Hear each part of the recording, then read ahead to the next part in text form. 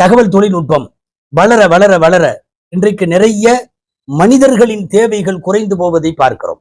ஏறத்தாழ இன்றைக்கு பல்வேறு நாடுகளில் டிரைவர்கள் இல்லாமல் ஓடுகிற கார் பார்த்து கொண்டிருக்கிறோம்.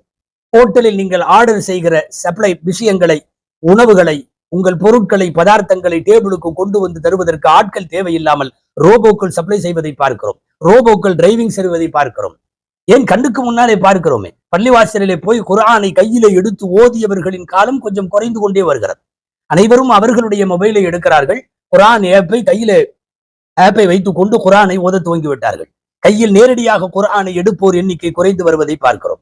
தகவல் தொழில்நுட்பம் வளர வளர மனிதர்களின் தேவையும் மனிதவள ஆற்றலினுடைய தேவையும் குறைந்து கொண்டே வருவதை பார்க்கிறோம். இப்படிப்பட்ட செயற்கை உருவாக்கங்களின் உச்சகட்டம் தான் இந்த நூற்றாண்டினுடைய மிக பெரும் தகவல் தொழில்நுட்ப வளர்ச்சியாக கருதப்படுகிற AI என்கிற செயற்கை நுண்ணறிவு குறித்தது.